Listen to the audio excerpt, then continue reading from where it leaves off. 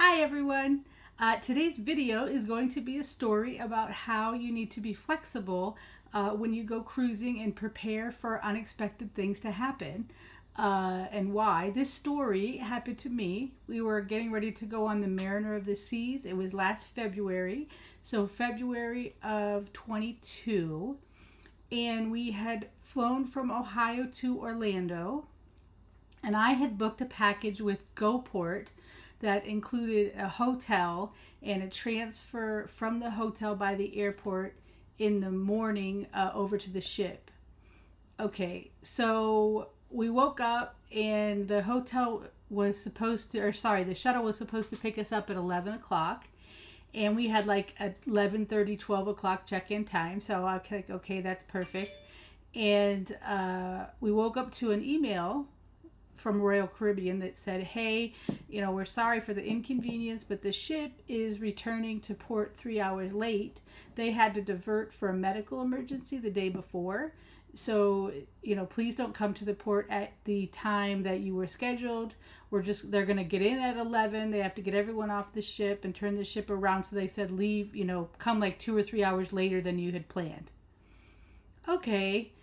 So I contacted GoPort and they said, yeah, we're taking people to other ships and stuff. So it's 11 o'clock. We're just going to take you at the normal time.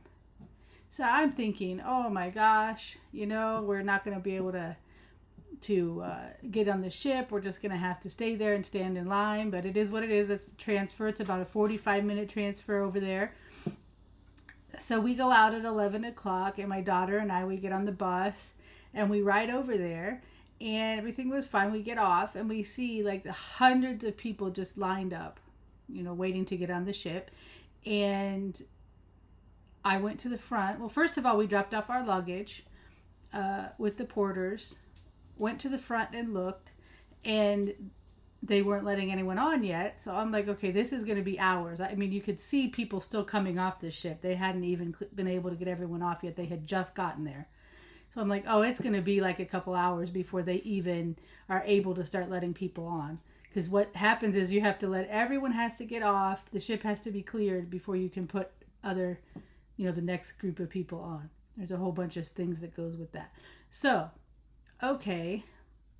So people are just coming off buses and transfers in droves and just getting in the back of this line. And they're in the parking garage there, basically, at Port Canaveral. That we were luckily at the pier that's right next to like the restaurant and stuff you could walk to. So instead of getting in the back of the line and just standing there, I kind of like said, oh, let's go walk around a little bit and see what we can find. Well, sure enough, we walk around the corner and there's like a little tackle shop and there's a couple restaurants and there was a little pier and people were fishing and, bringing their fish back and cleaning the fish, and it was sunny and nice. And so I told my daughter, okay, this is what we're going to do. We're just going to go have lunch. Now, I had planned to have lunch on the ship. And so you end up spending a little more money because I wasn't going to eat out. And gosh, I forget the name of the place. But this place we went to was right next to the pier. It was like $40 for 2 hamburgers and french fries. It was really expensive. But, I mean, we were sitting there in the air-conditioned restaurant watching people come back with their fish. We walked around after that. We took some pictures of the ship from different angles. We went in the little tack shop and looked around, looked at the magnets, looked at all the Florida stuff. I mean, it was fine. We had a nice little couple hours. And then when we went back around to the pier, the line was just as long, but you could see from the front it was moving. So I'm like, okay, they're letting people on the ship now. We can check in. Let's go. Let's get in line. I can't imagine. I talked to people later on the ship that said they stood in line for like 4 hours.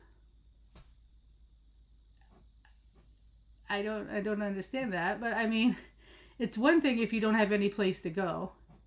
Sometimes there's no place to walk to. And then you are kind of stuck. So I'm really thankful that this happened to us, that, first of all, at Port Canaveral, where there was a place to walk to and we were at the right pier that we could just walk literally right around the corner. It was like maybe a block away, this restaurant. So that's just one example of things that can happen that is out of everyone's control. which kind of is one of the things I like about cruising. You're kind of all in this experience together, whether whatever happens. And I hope that the person that had to be taken off the ship ended up being okay. I'm never going to be upset about plans changing because someone has to be taken off the ship for medical reasons. And, hopefully most people won't either. So I just wanted to put this out there as an example of, prepare to be flexible. We had flown in from Ohio the night before. We were there without a car. Really didn't have a whole lot of choice but to get dropped off when we got dropped off. And when we did, I fully thought we were going to just stand there for hours, although I had already told my daughter, I'm not going to get in line until the line starts moving. We're going to sit, under a tree in the shade or something. But it turned out to be much better than that. And, when you come from Ohio in February, just being outside, and it was beautiful. It was 70 degrees, no humidity, right by the ocean. It was lovely.